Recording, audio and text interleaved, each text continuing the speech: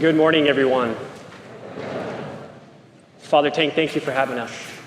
Ascension has been kind of a home away from home from New York City when we come to visit my family. And if you're here for the celebration of my ordination, welcome. If you're not, I'm sorry.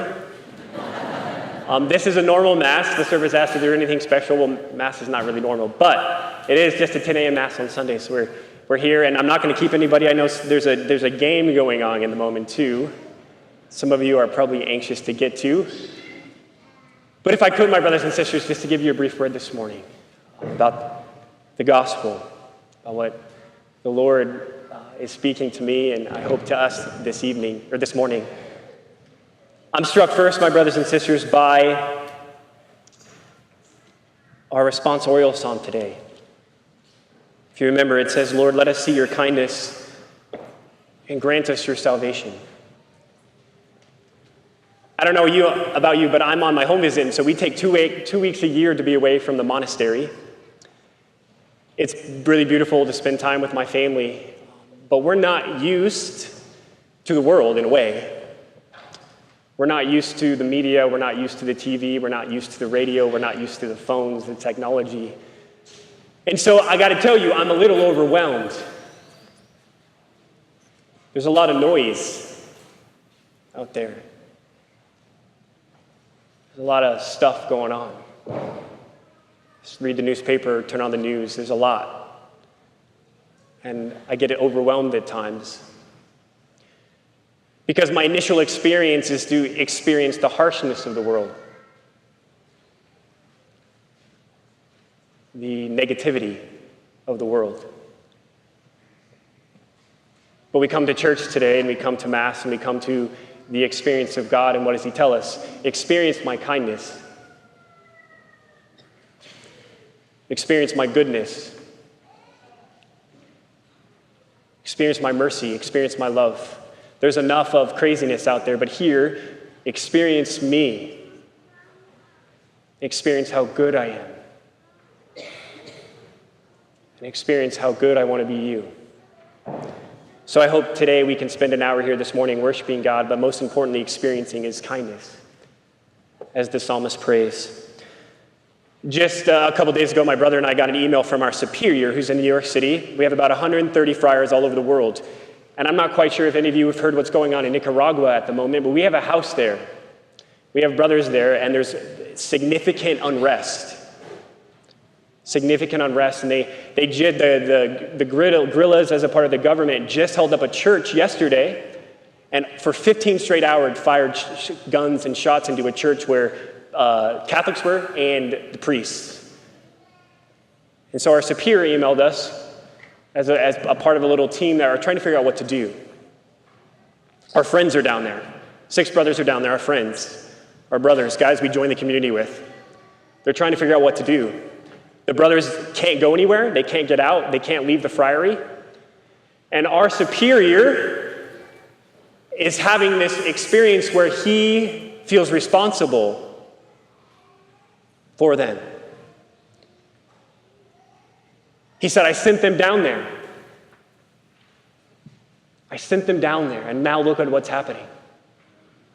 Feels responsible for all that's happening down there. But as I was praying and listening to this gospel today, my brothers and sisters, sure, he sent them down there. And the gospel, the Lord sends his disciples out. But we can't miss a very important point, and this has much to do with us today as well. Before we are sent, what happens? We are summoned. Before we are sent, we are summoned. And so what did we tell our superior? That he can be at peace, and he had confidence in the fact that before he sent them, that these guys were summoned by the Lord. These guys were called by the Lord. He said, come to me first, and I will give you everything you need to go and be a missionary down there. In my own vocation, I just wasn't called, I just wasn't sent. The Lord first called me to himself. Through high school and through college, he called me to himself. And in the experience of his love and an experience of a relationship with him, then I was sent. My question is for you this morning, my brothers and sisters. I know you've been sent. You have been sent into the world. You have been sent into the vocation of marriage. You have been sent in the vocation of parenthood. Whatever you do, you have been sent. But do you remember the time the Lord summoned you? Do you remember the time he called you? Do you remember the time he spoke to you? Do you remember the time he revealed himself in an intimate way to you? Maybe it was a long time ago. Or maybe it was this morning. And maybe it was yesterday. Whatever it is, my intention at this Mass is that you may hear his voice again as he calls you to himself, as he invites you close. Because we all bring here joys this morning, and we all bring here struggles. We have questions, we have doubts, we have discernments. What's happening in the world? What's happening in our own lives? What's happening in my family? Maybe some parents here are worried about their children, worried about how they're going to provide, whatever it is. We will be sent, but we first have to be summoned. And what a place than Mass.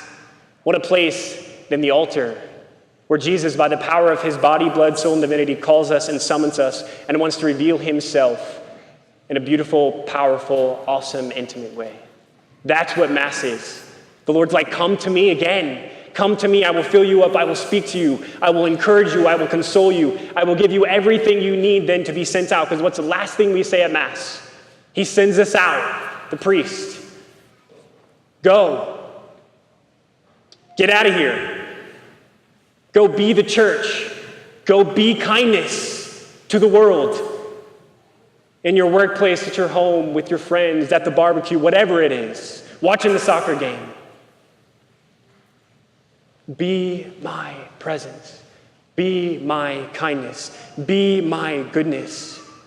My brothers and sisters, to close, the world doesn't just need me. The world doesn't need my ideas. For this homily, the world doesn't need my wisdom.